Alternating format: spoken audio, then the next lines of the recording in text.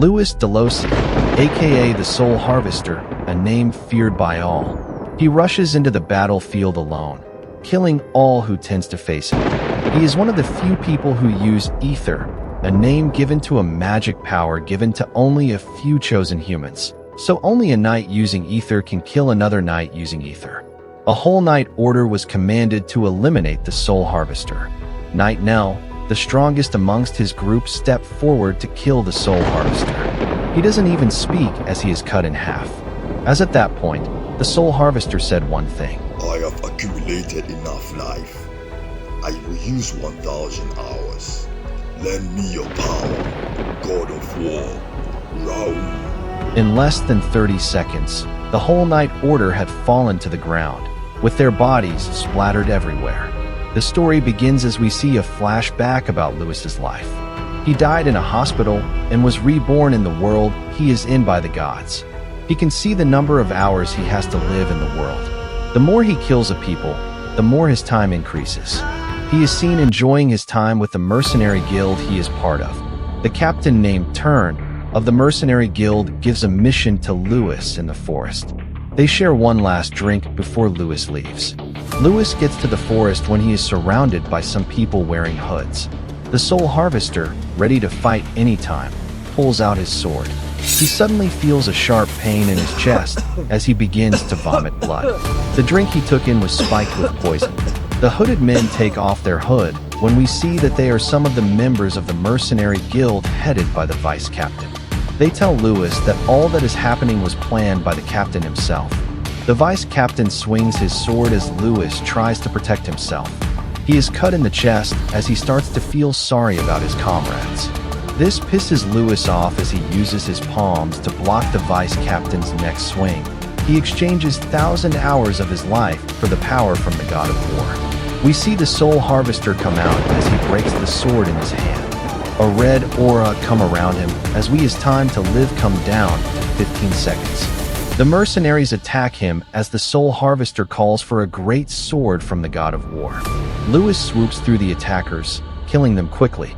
He accumulates their life and later runs to help his comrades. He sees the mercenary building on fire as the captain, Turn, comes to him. He says that he has been promised by a noble great riches if he ditches his men and come work for him. He clashes swords with Louis as he starts to talk a little about himself. Turn is one of the great heroes that made a name for himself by fighting against the enemies of humanity. His technique, called the woodcutter, capable of cutting down cities in a 1,000-mile radius into bits.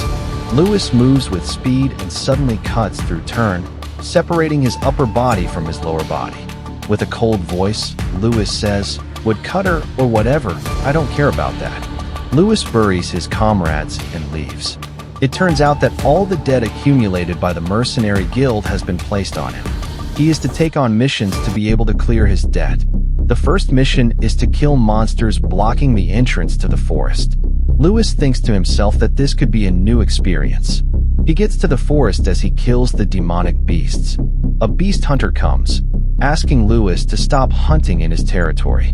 Louis attacks with the same technique he used against Turn. The move didn't work on the beast hunter as we see Louis's sword broken.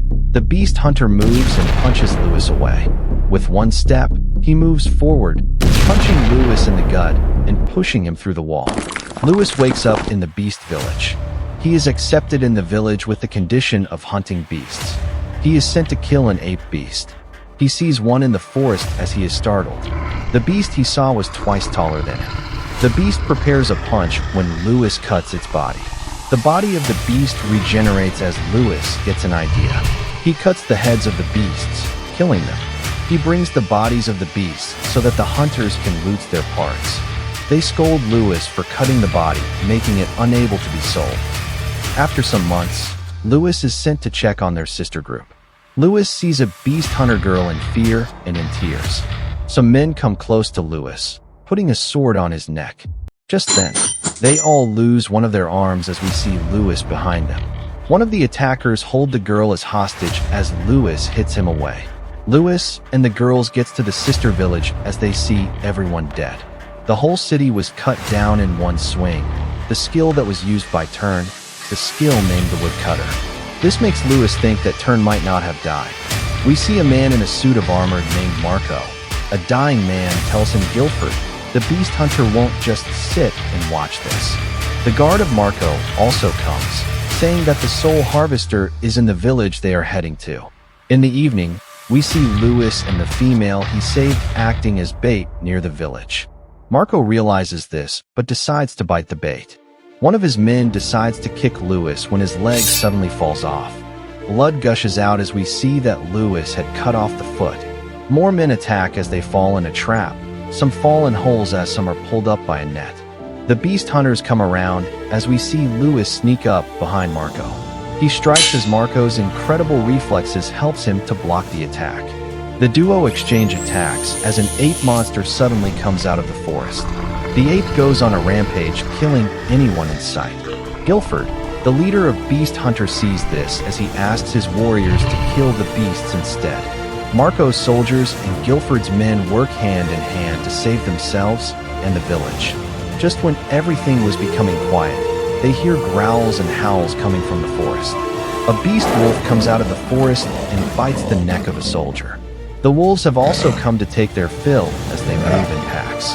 Giant worms also come out of the ground as Guilford tells to himself that this is a disaster. He kills the worm in one punch and saves as many men as he can. A beast ape is about to attack Marco from behind when its head is cut off by Lewis. Lewis jumps to attack the beasts when Marco uses his technique to attack him from behind. Lewis points his sword at Marco, warning him not to sneak attack him again. We come to see that Marco is the only son of Turn, and that's why they had the same technique as his father.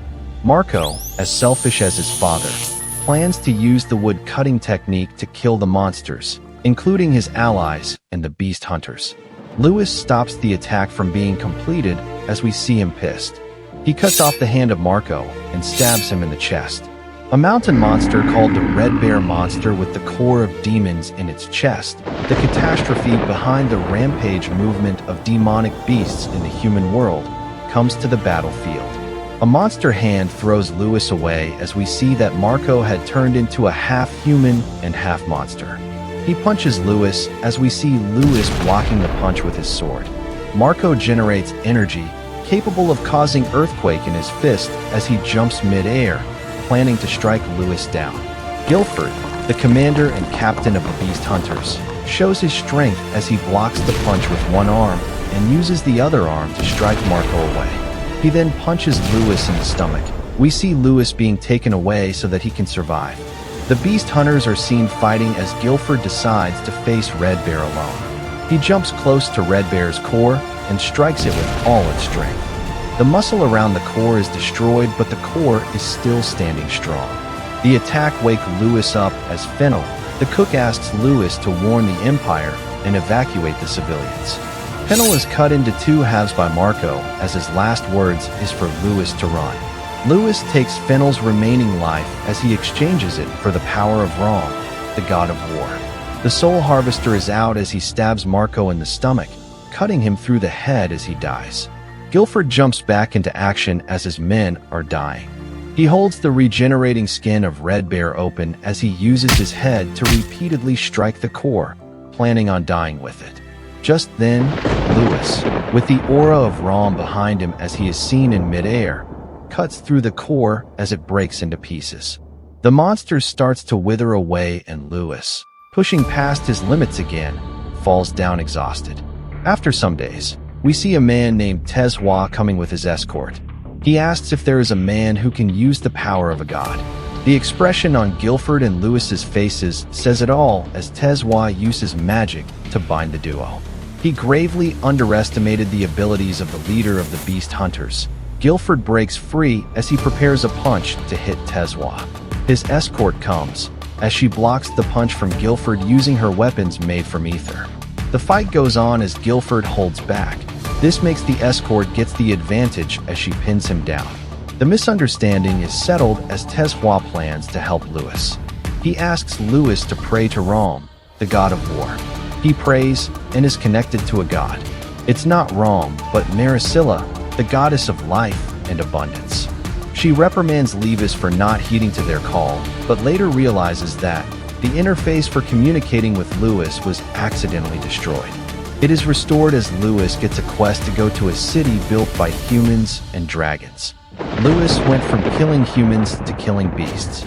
He has now been ordered to go to a land where dragons are found. Will he be fighting dragons, or does the Soul Harvester not have a chance against these intelligent beings?